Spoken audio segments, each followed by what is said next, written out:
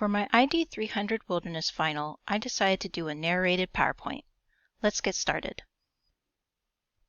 In the beginning of the semester, I wrote a definition of what I considered wilderness to be. I said that wilderness is an area mostly, if not completely, untouched by humans. Any area where nature is completely in control, like national parks or forests. I also think areas that we have not yet explored could be wilderness too. I can see going to a new state or a new country can be considered wilderness because it is completely new to you, but for the most part, I consider wilderness to be my former answer. Now my new definition is quite a bit different. So my new definition is that there is no true definition. Wilderness is defined by the eye of the beholder. Throughout human history, the definition of wilderness has taken different forms, taking into account the values and ethics of many people.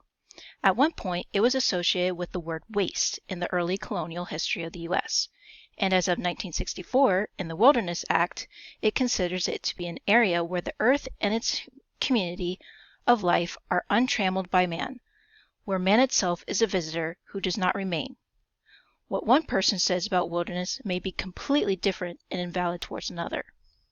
As William Cronon puts it, any way of looking at nature that helps us remember, as wilderness also tends to do, that the interests of people are not necessarily identical to those of every other creature or of the earth itself, is likely to foster responsible behavior.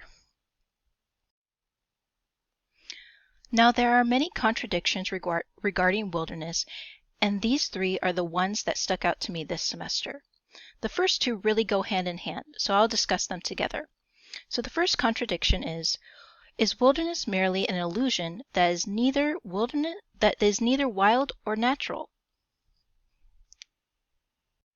Is wilderness merely an illusion that is neither wild or natural? And how can we say wilderness areas have been uninhabited when Native Americans have lived there for thousands of years? So as stated in the previous slide, wilderness has taken on many definitions, so therefore there is no true wilderness meaning.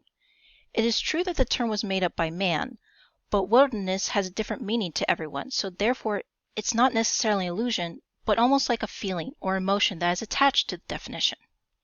Traditionally, wilderness is defined as an area untrammeled by or untouched by man.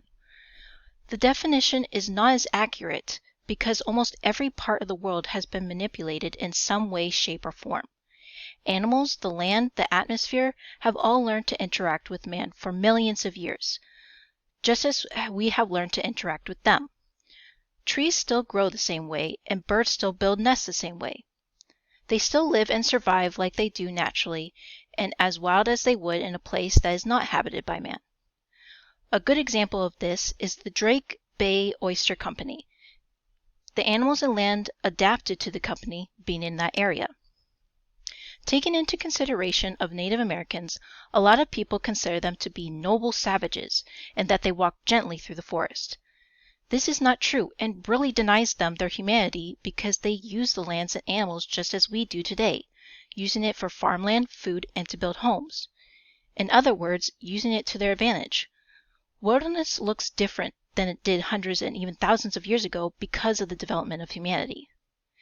As William Cronon puts it, on the other hand, one of my most important environmental ethics is that people should always be conscious that they are part of the natural world, inextricably tied to the ecological systems that sustains their lives. Now contradiction 3. It states, who is the wilderness really for?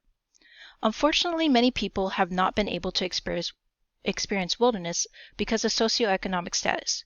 More recently, due to the emotions attached to wilderness, such as with African Americans being brutally beat in them.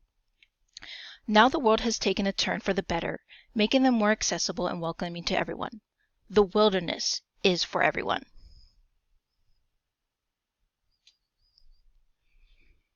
Ethics and values go hand in hand. We cannot have ethics without values. So the definition of values are our own beliefs and preferences on how we think the world should be, while taking into consideration what is right and wrong. Understanding values is important in regard to the wilderness concept because it helps us to determine how we value nature and why it is important to us. An example of values is keeping the land pristine. Definition of ethics. So ethics are the decisions that are shaped by our values to answer the question, how should I live my life to benefit myself and others?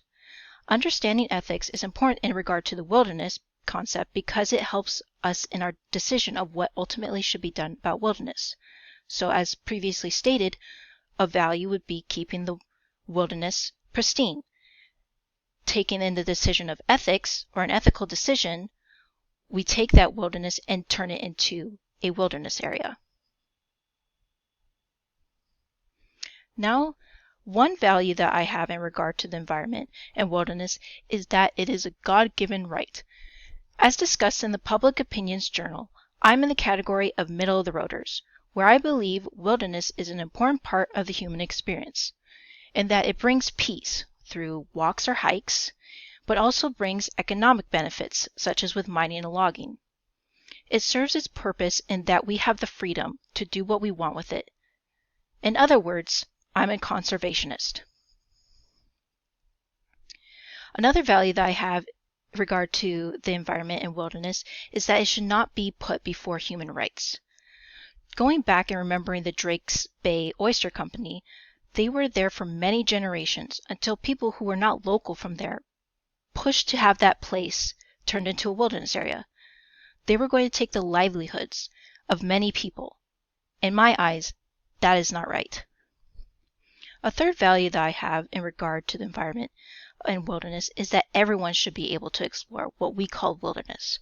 For example, in the picture below, this is Morro Rock, located in Morro Bay.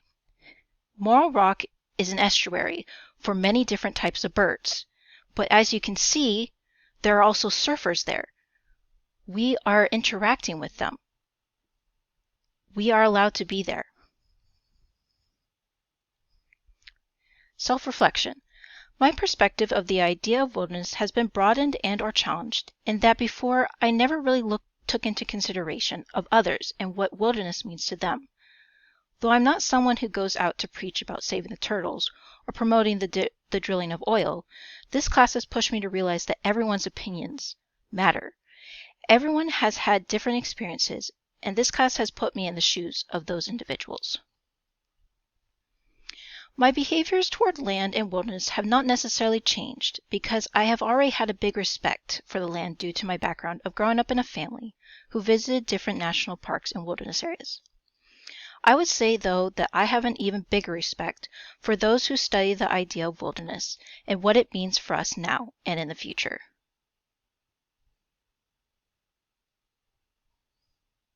The end.